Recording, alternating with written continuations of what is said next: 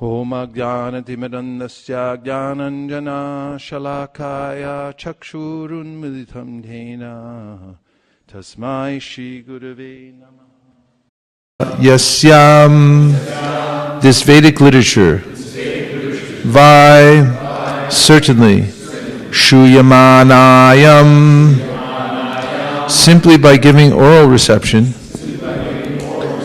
Krishna, unto Lord Krishna, Parama, Supreme, Purushe, under the personality of Godhead, Bhakti, feelings of devotional service, Utpadyate, sprout up, Pungsa, of the living being, Shoka, lamentation, Moha, illusion, Bhaya, fearfulness, Apaha, that which extinguishes. Translation, simply by giving oral reception to this Vedic literature, the feeling for loving devotional service to Lord Krishna, the Supreme Personality of Godhead, sprouts up at once to extinguish the fire of lamentation, illusion, and fearfulness. Please repeat. Simply by giving oral reception to this Vedic literature, the feeling for loving devotional service to Lord Krishna, the Supreme Personality of Godhead, sprouts up at once to extinguish the fire of lamentation, illusion, and fearfulness. Srila Prabhupada's purport. There are various senses of which the ear is the most effective. This sense works even when a man is deep asleep. One can protect himself from the hands of an enemy while awake, but while asleep, one is protected by the ear only. The importance of hearing is mentioned here in connection with attaining the highest perfection of life, namely getting free from 3 material pangs. Everyone is full of lamentation at every moment. He is after the mirage of illusory things, and he is always afraid of his supposed enemy. These are the primary symptoms of material disease, and it is definitely suggested herein that simply by hearing the message of Srimad Bhagavatam, one gets attachment for the Supreme Personality of Godhead, Sri Krishna, and as soon as this is affected, the symptoms of the material diseases disappear. Srila Vyasadeva saw that the all-perfect personality of Godhead, and in this statement, the all-perfect personality of Godhead, Sri Krishna, is clearly confirmed. The ultimate result of devotional service is to develop genuine love for the Supreme Personality. Love is a word which is often used in relation with man and woman, and love is the only word that can be properly used to indicate the relation between Lord Krishna and the living entities. The living entities are mentioned as Prakriti in the Bhagavad Gita, and in Sanskrit, Prakriti is a feminine object. The Lord is always described as the Parama Purusha, or the Supreme Male Personality. Thus, the affection between the Lord and the living entities is something like that between the male and the female. Therefore, the term love of Godhead is quite appropriate. Loving devotional service to the Lord begins with hearing about the Lord. There is no difference between the Lord and the subject matter heard about him. The Lord is absolute in all respects, and thus there is no difference between him and the subject matter heard about him. Therefore, hearing about him means immediate contact with him by the process of vibration of the transcendental sound. And the transcendental sound is so effective that it acts at once by removing all material affections mentioned above. As mentioned before, a living entity develops a sort of complexity by material association, and the illusory engagement of the material body is accepted as an actual fact. Under such false complexity, the living beings under different categories of life become illusioned in different ways. Even in the most developed stage of human life, the same illusion prevails in the form of many isms and divides the loving relation with the Lord, and thereby divides the loving relation between man and man. By hearing the subject matter of Srimad Bhagavatam, this false complexity of materialism is removed, and real peace in society begins, which politicians aspire for so eagerly in so many political situations.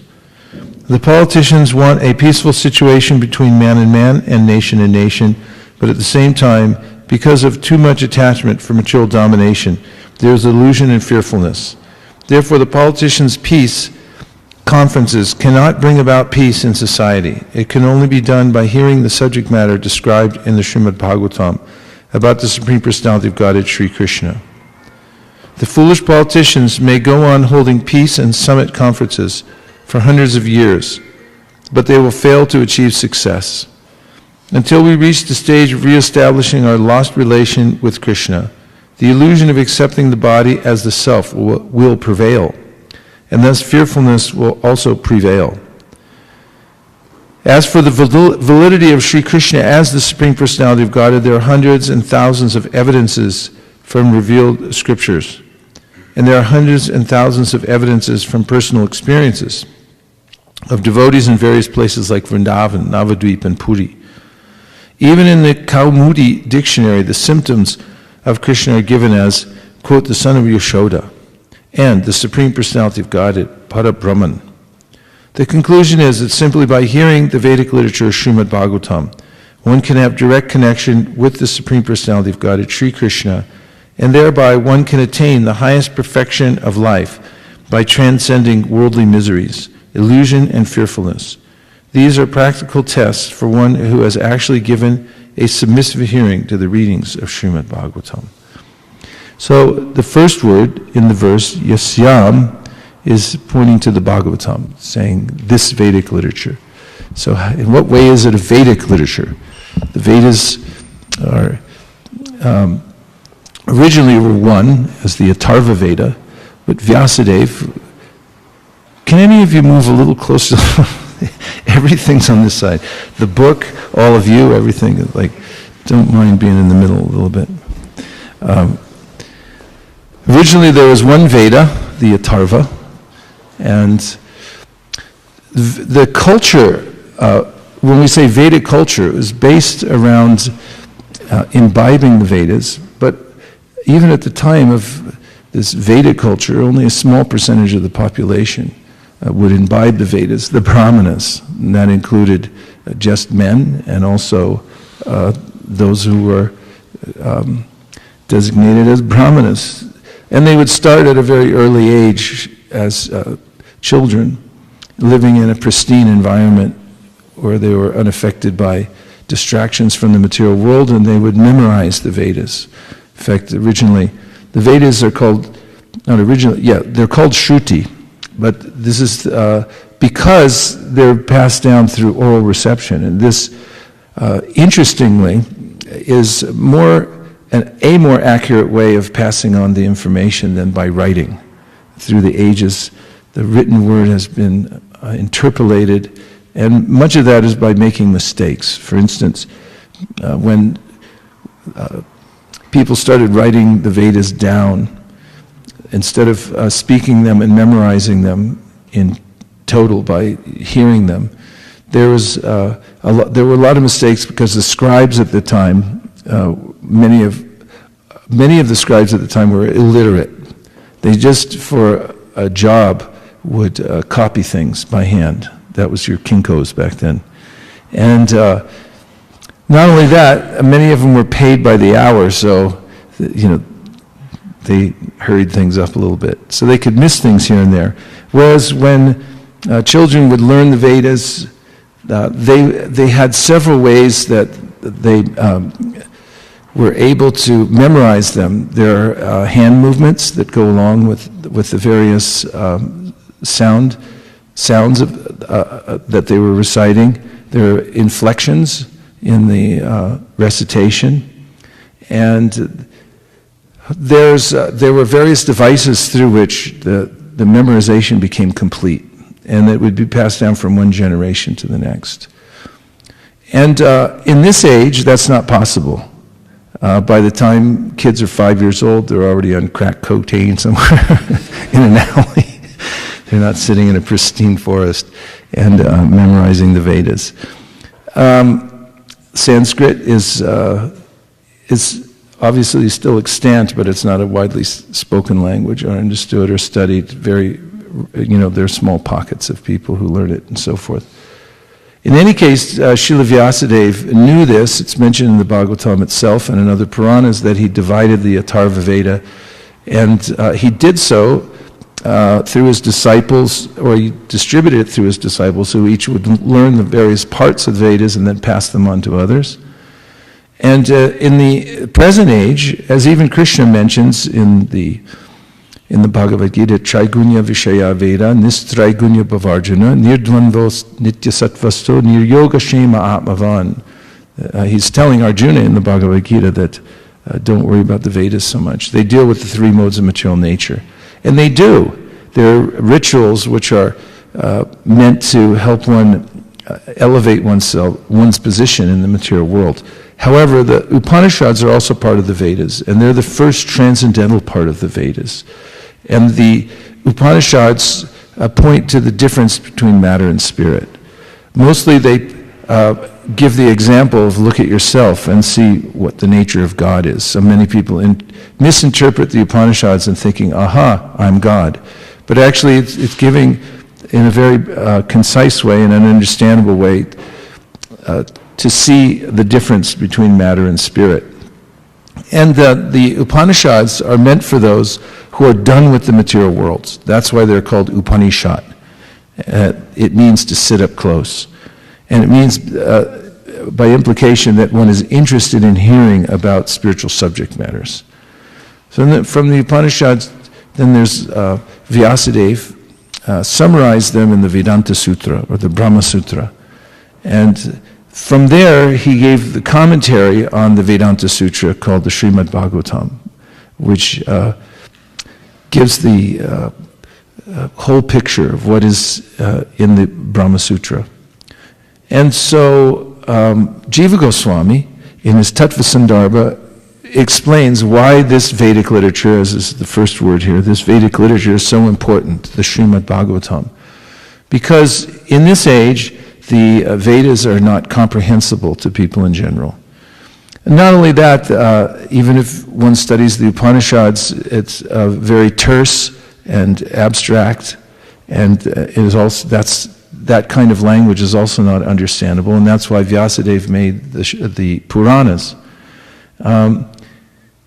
Then, of course, one might ask, how are the Puranas related to the Vedas? And Srila Jiva Goswami shows how they are by quoting the Vedas themselves and also various Puranas to show that they're the same quality as the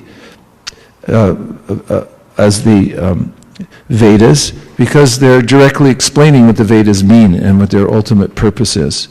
And he gives the example, or he quotes a verse from the Puranas that gives the example that just as if you had a golden bracelet, and if it had a gap in it, then you could only fill it in and have integrity in the piece by adding another piece of gold of the same quality. So he said in the same way, the Vedas are completed by the Puranas. And then he goes on to show, does Jiva Goswami, that of all the Puranas, the Srimad Bhagavatam is the best. And of course we hear about this in the Srimad Bhagavatam itself. Srila Vyasadeva had compiled all the Puranas, and he was still not satisfied. At the time he met Narada Muni, he had brought forth many Puranas, but still he wasn't satisfied. That's why he had a crisis.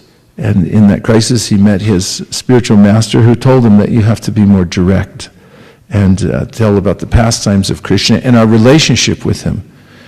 And that's when Vyasadeva went back, and these verses are describing what happened after he had his revelation, his samadhi, in which he saw Krishna, his activities in the spiritual world, and his relationship with living entities. That's what's being summarized in these few verses. That's why these verses are very important to our entire philosophy.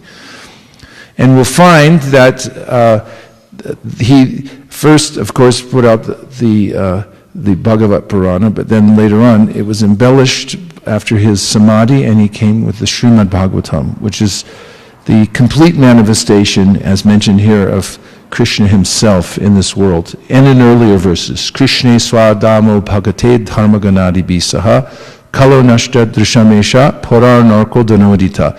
After Krishna leaves the planet 5,000 years ago, the Bhagavatam reappears as the incarnation in the age of Kali Yuga to give people light and dharma. And anyone can derive that benefit from the Srimad Bhagavatam. So now he's referring here in the first word to the Bhagavatam, Yasyam, this Vedic literature. And for us, this is vital also because Sri Chaitanya Mahaprabhu's philosophy is the philosophy of the Srimad Bhagavatam. And therefore, Jiva Goswami in the Tattva Sandarbha goes out of his way to explain why the Srimad Bhagavatam among all the Puranas is the topmost. Because if you do a mathematical calculation, you'll say, okay, the Srimad Bhagavatam is the topmost. Chaitanya Mahaprabhu's philosophy follows the Bhagavatam. Therefore, Sri Chaitanya Mahaprabhu's philosophy is the topmost. And we find in the Chaitanya Manjusha, as mentioned in the various tenets of Chaitanya Mahaprabhu's philosophy, summarized that Aradya Bhagavan Vrajesh Tanyas Tadhama Vrindavana Ramya Kachidupasana Vraja Vidu Vargina Vokalpita Srimad Bhagavatam Pramanam Amalam Prema Pumarta Mahan Sri Chaitanya Mahaprabhu Matamidam Tatradharaya Napara.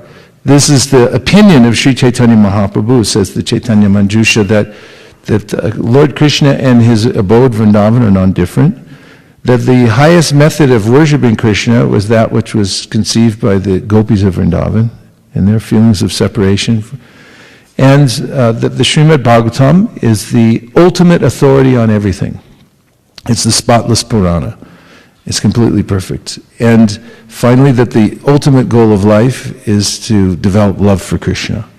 This is the mission statement of Chaitanya Mahaprabhu. So the Bhagavatam is vitally important for anyone who is a follower of Sri Chaitanya Mahaprabhu, and followers of Chaitanya Mahaprabhu all study Srimad Bhagavatam. And in any case of dispute about a point made, for instance, in the Mahabharata, there are many versions of the Mahabharata. There's a South Indian version, North Indian version, and many in between. It's been interpolated in various ways, but then if you want to know what's a sound philosophical point, you have to go back to the Bhagavatam. If it's in the Bhagavatam and confirmed by the Bhagavatam, we accept it. Therefore, it's a good idea just to study Bhagavatam. I was actually asking Hridaya Nandamaj recently, I said, which version of the Mahabharata should I study? He said, just read the Srimad Bhagavatam. It's all in there. And so the Bhagavatam is the main focus of our lives. We surround ourselves with Bhagavatam. Prabhupada established hearing of Bhagavatam every day, Nityam Bhagavata Sevaya, as the primary principle of our advancement in Krishna consciousness. So without hearing Srimad Bhagavatam, you're not really following Sri Chaitanya Mahaprabhu's process. It's out of the 64 items of devotional service, he named 5 which are the most vital, and he said of those 5, hearing Srimad Bhagavatam in the company of like-minded devotees who are more advanced than oneself is one of those 5. So the verse says, Yasyam, and then vai is gives emphasis, certainly. Shruyamanayam, simply by giving oral reception.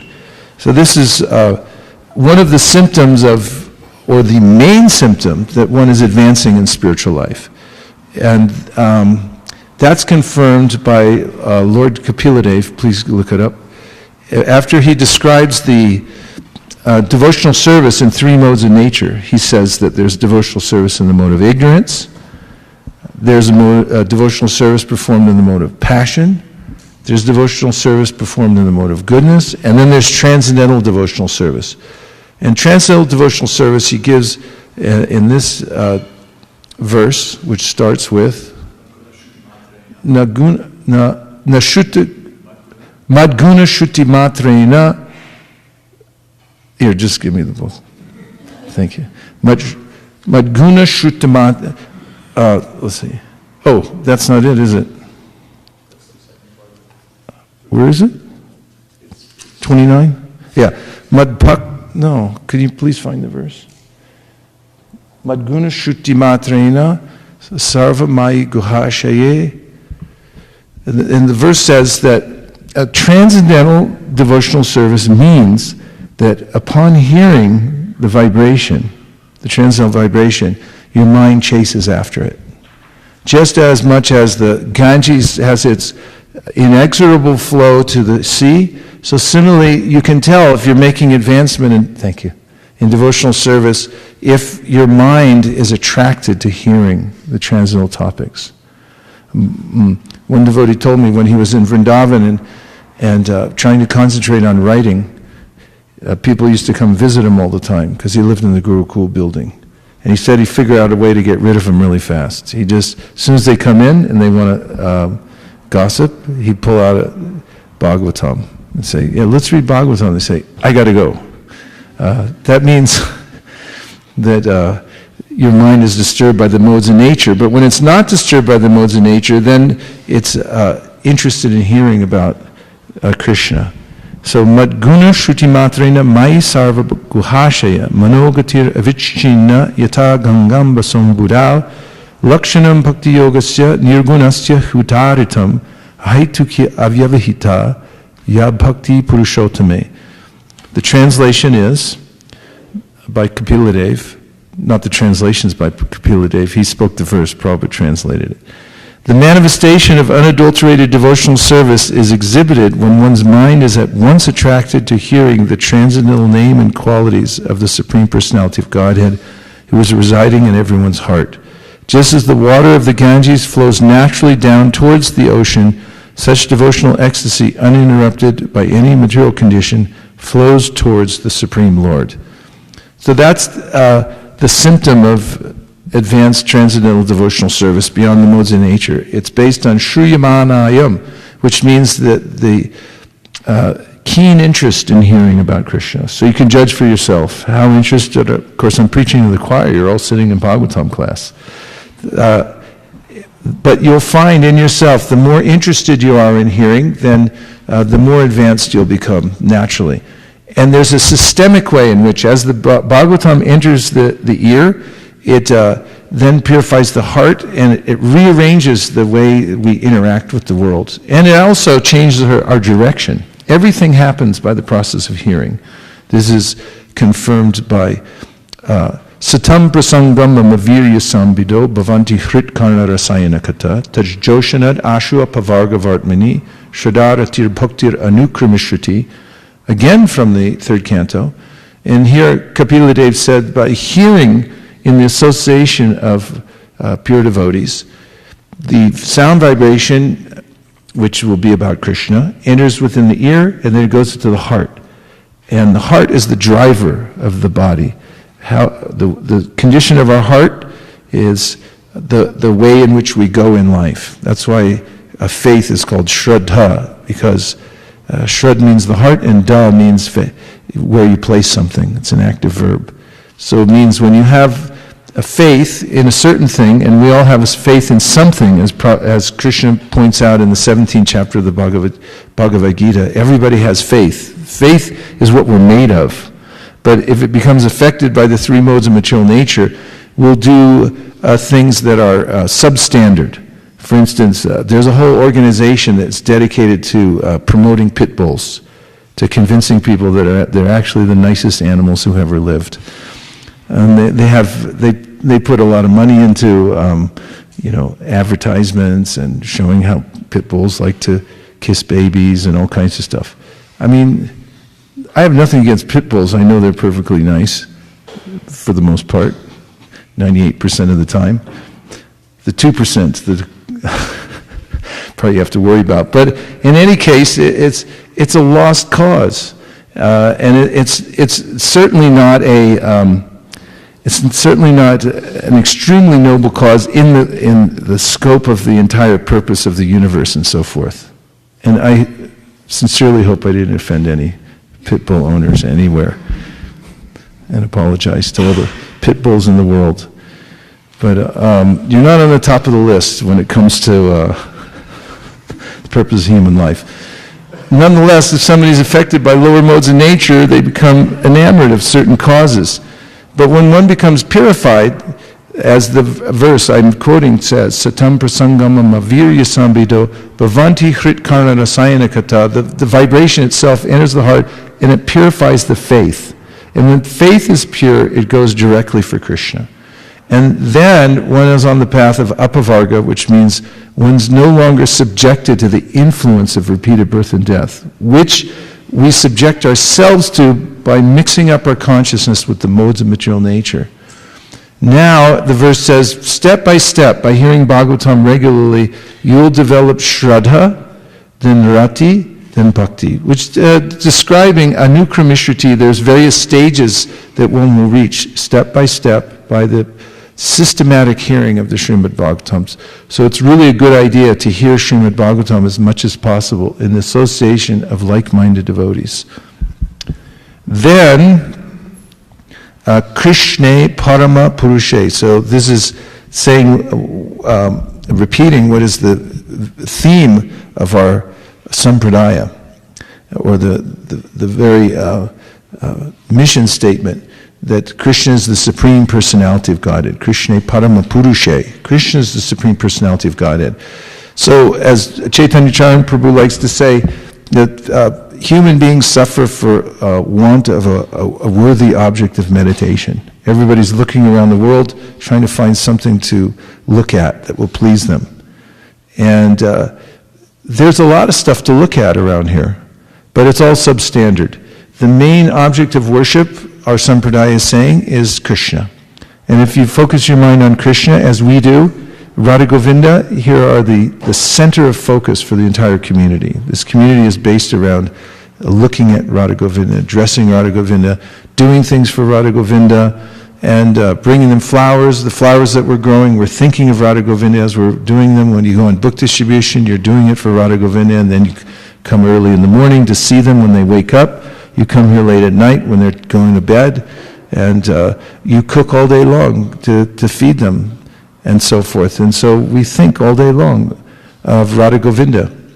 And this is, by this kind of meditation, keeping one's mind focused on Krishna, then everything good comes. In fact, Krishna says in the Bhagavad Gita, don't worry about a thing, just think about me.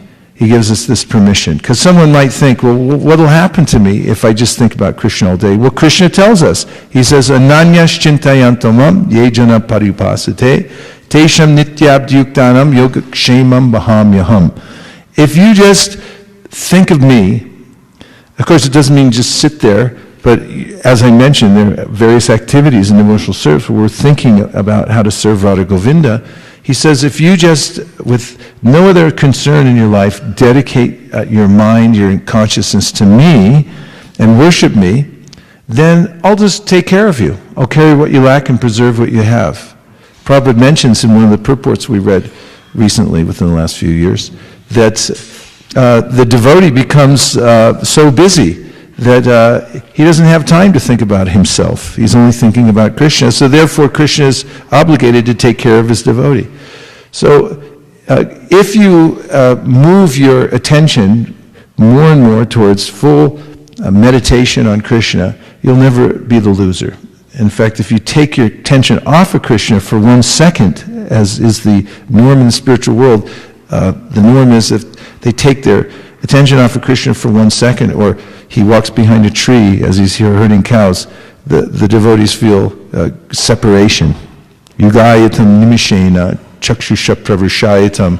They find 1 moment feels like 12 years or more because they're so fixed on thinking of Krishna, remembering his pastimes, watching him wherever he goes, waiting for him to come back from the pasturing grounds at night. That's a big festival when he comes back, and they can actually see him in the village again. So this kind of meditation on Krishna is the goal of life. And as a matter of fact, for anyone who wants to tinker around with mystic powers, you can read the 11th canto of the Srimad Bhagavatam in your spare time and figure out how to be a mystic yogi, because Krishna tells how to do it. He says the yogis concentrate their full attention on various elements in the material world, and they begin to assume the quality of those elements. For instance, when God is able to fix one's mind exclusively on the quality of air, then one can become very light and move about like the siddhas from Siddhaloka do. But he also mentions that if you want to have success in everything that you do, just meditate on Krishna, fix your mind on Krishna. That's a good idea. So we have this. We have a clear and worthy goal, and that is Krishna Param Purushe. Just think of the person of Krishna. And there's enough material there to keep you busy eternally, because Krishna is an eternal personality. So then Bhaktir Utpadyate Pumsa. Bhakti is translated as feelings of devotional service. Utpadyate, sprout up. They sprout up. Pumsa, in the person. So if a living being dedicates his or her attention to hearing this literature, this Vedic literature, Srimad Bhagavatam, then bhakti will sprout up within the heart. You like it? How much? On a scale of 1 to 10, how much do you like it? 20? Okay, 20. You like it a lot. Okay, then here's another side benefit. Shoka moha bhayapaha. So shoka means lamentation. And moha means illusion. And bhaya means fearfulness. These are the effects of forgetting Krishna. As soon as I forget Krishna, here's what I get. I get shoka, lamentation, moha, illusion, and bhaya, which means fear. But he says at the end of the statement, apaha means that these are all extinguished by the process of hearing Bhagavatam. So if you ever start to feel lamentation, illusion, or fearfulness, you'll know that the remedy is not far away. It's hearing the Srimad Bhagavatam. And if you do that, these anomalies will be extinguished by the power of the sound vibration of the Srimad Bhagavatam. And now we'll take a few reflections. Anything that you heard that stuck in your mind, or a question that you want to that will help to elevate the conversation? Okay, Nagar was first on the draw. I wanted to say I really like that point that you made, that if you're not reading Srimad Bhagavatam, then you can't really say you're following Mahaprabhu. And you also made the point that if you can tell how much advancement you're making by how much interest you're developing in hearing Bhagavatam. Yes, and we can even look at the history of the life of Mahaprabhu. He spent time with his devotees hearing Bhagavatam. Raghunath Bhatta, for instance, was famous for reciting Bhagavatam in melodious, various melodies that would invoke the devotional emotions of Mahaprabhu. Mahaprabhu would have read his own copy of Bhagavatam, but he cried so much while he was reading it, it was destroyed. So they had to he had to have Gadadhar Pandit read it to him all the time. And this is the preoccupation of Mahaprabhu and his devotees, is hearing Bhagavatam. And the beauty of it is that the more you hear Bhagavatam, even if in the beginning it's not all that interesting to you, if you just lock yourself in a room for a month and hear Bhagavatam for 5 hours a day, you'll walk out a changed person. You'll look at the world differently. You'll feel differently. People will look at you differently. They'll look and say, "What happened to you? You used to be such a schlep, but now you look effulgent." It's like, I locked myself in a room and I heard Bhagavatam for 5 hours a day for a month. So what would happen if you do that a lot? If you hear Bhagavatam a lot and you dedicate your life? Well, it's right here in the Bhagavatam. You can try it for yourself. Your problems basically will go away. And that's not a bad thing, is it? Okay, who else? I appreciated this part of the purport where Srila Prabhupada said that by hearing, then the false complexities of life become removed. Yes, it's such a poetical turn of phrase, the false complexities of life. Prabhupada uses these terms that are mantra-esque. You can take them with you. Like he says, unnecessary necessities, or the false complexities of life. In and of itself, that practically is like a meditation you can bring with you. I have false complexities in my life. What does that mean? It means you have to think about yourself as a being who isn't really meant to be part of this world of false complexities, or unnecessary necessities. You have any necessities? How about some unnecessary necessities? Thank you for bringing that up. What else? Yes.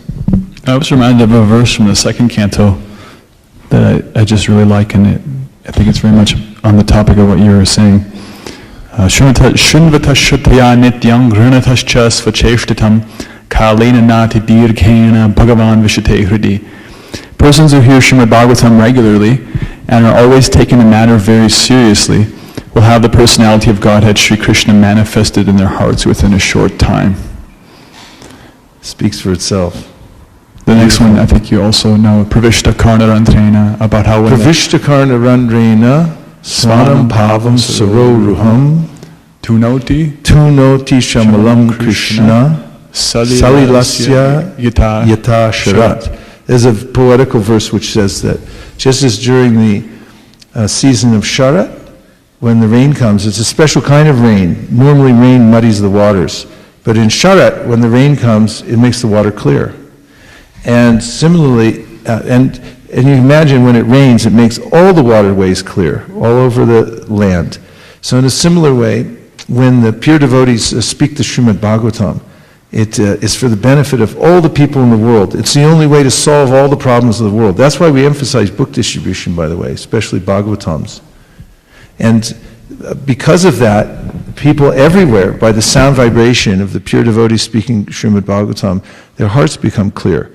And the verse also says that by hearing that Bhagavatam vibration, the relationship that we have with Krishna becomes manifest on the altar of our heart.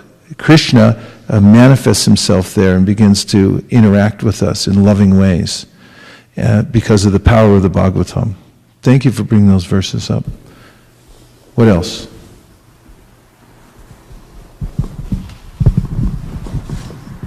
Like in the beginning of the purport, how Srila Prabhupada was mentioning the power of hearing, especially Srimad Bhagavatam, but how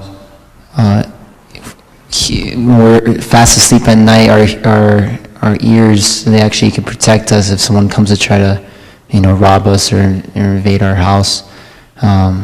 So in a similar way, the ears protect us in giving us and helping us become liberated by hearing the Vedic literature in Srimad Bhagavatam. Yeah, and one can take advantage of this. When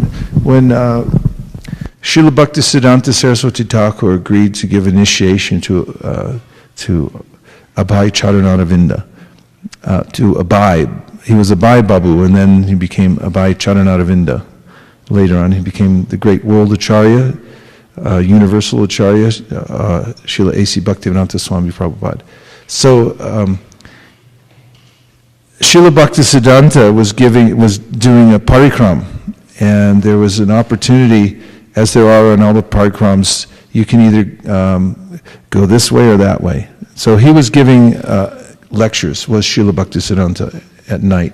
And there was a chance to go see a famous temple also.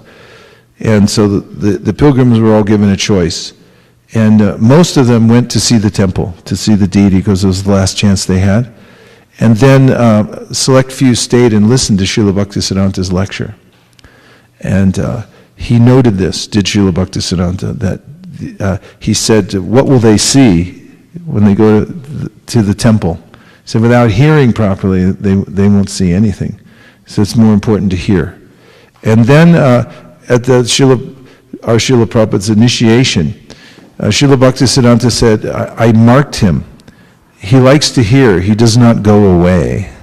He does not go away. I like that mantra because there's a way in which if you just don't go away, just stay in here. Stay in the environment where the vibration is thick with Krishna Katha. And just don't go away. Even if you feel like going away, don't go away. Tie yourself to the chair or something like that.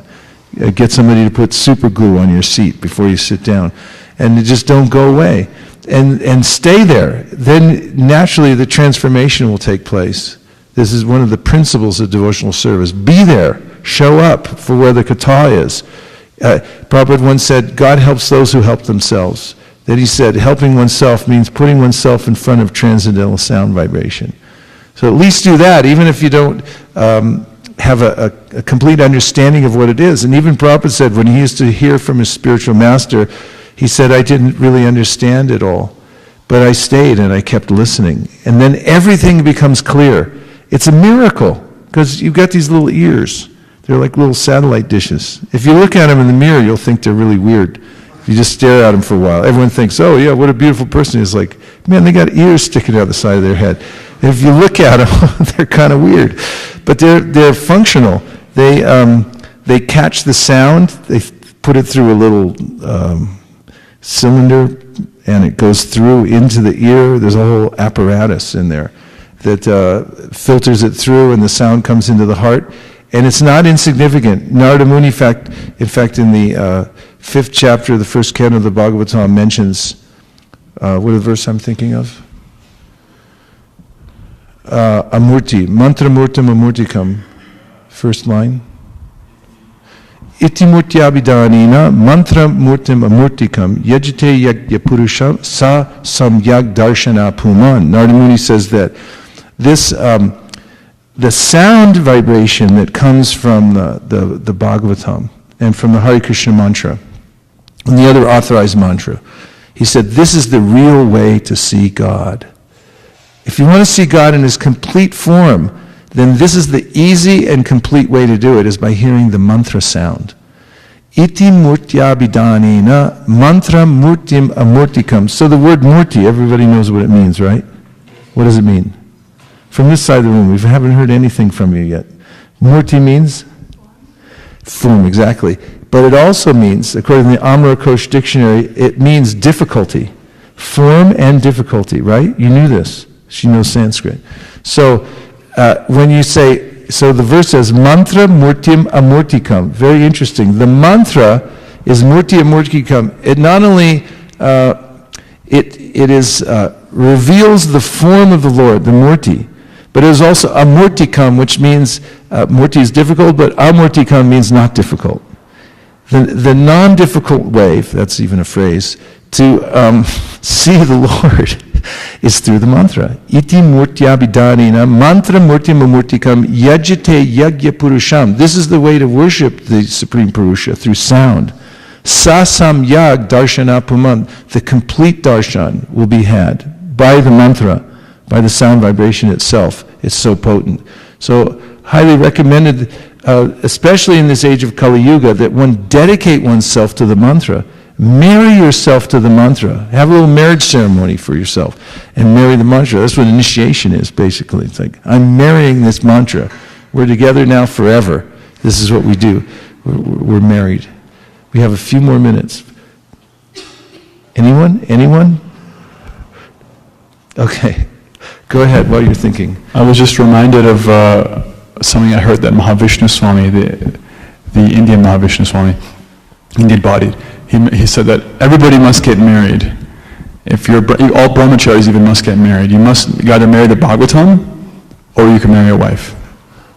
So this is his perspective, that ultimately our siddhantas, we have to become, as you said, married to the mantra. And even if you do get married, then you still marry the Bhagavatam. Husband and wife should marry the Bhagavatam together.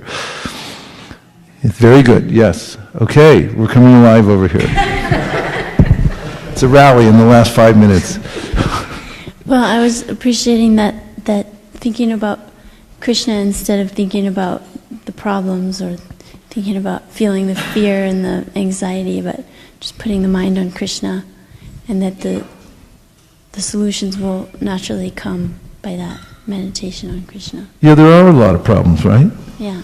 Yeah, especially if you have to take care of people or institutions which are basically made of people. Then people make problems, because that's what they do. That's their job. And so there's a lot of problems in life. And if you're a person, you'll have problems too. So there's different ways of dealing with it, but the only really effective way is to take shelter of Krishna and his mercy. Of course, we deal in systematic, practical ways. We're methodical.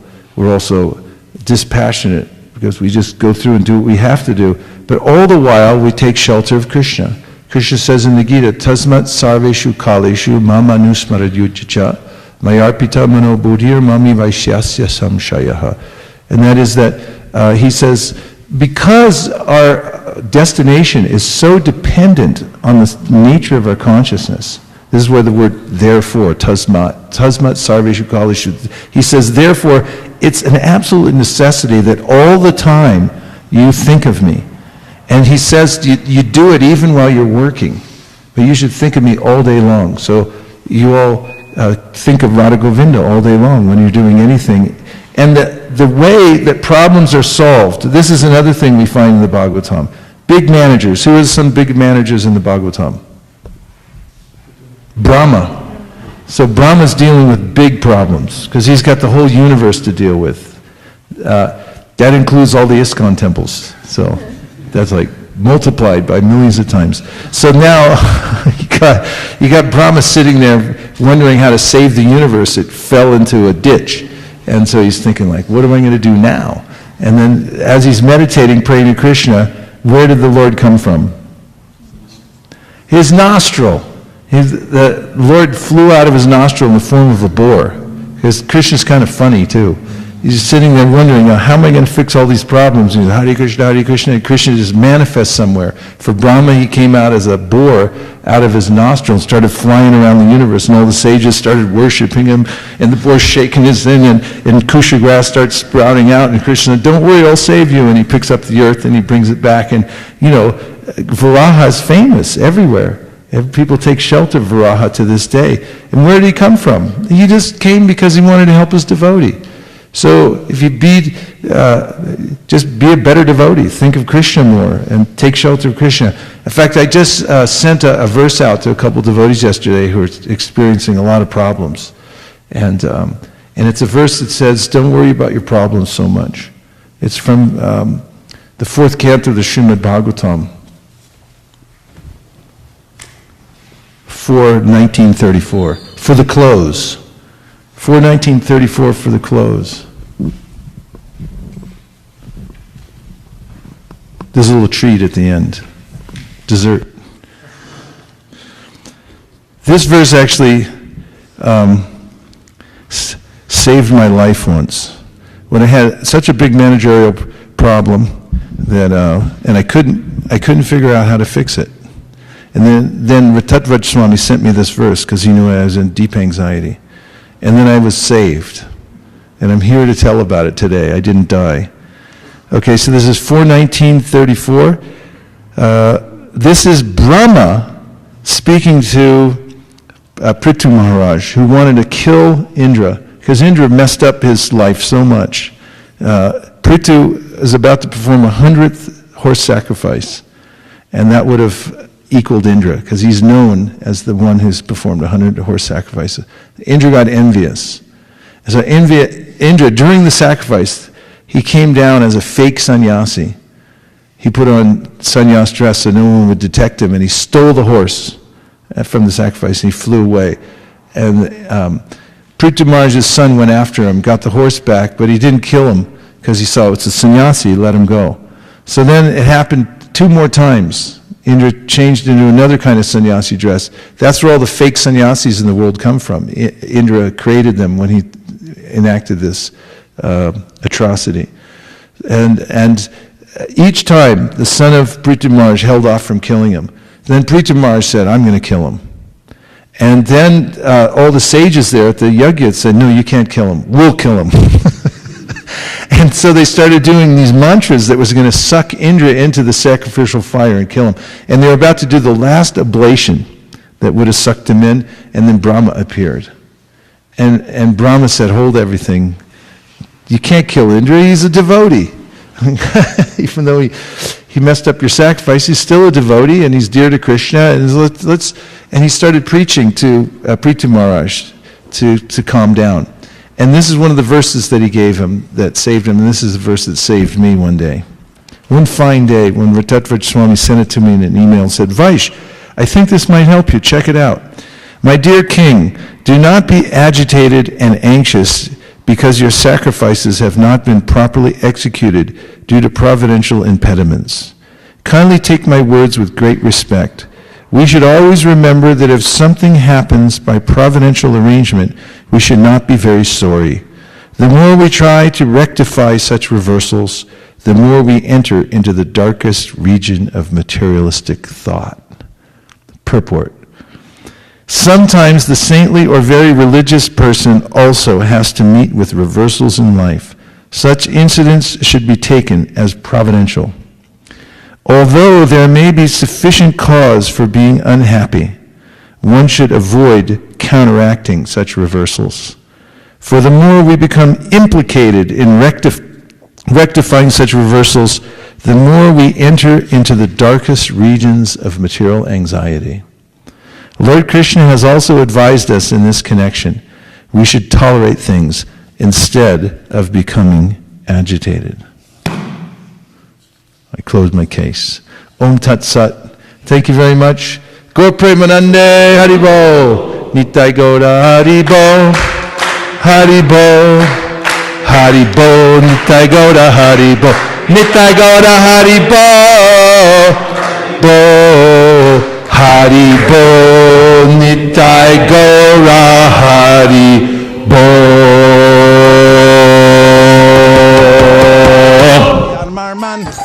Natari Armarman, Natari Armarman, Natari Armarman, hey, Natari Armarman, Natari Armarman, Natari Armarman, Natari Armarman.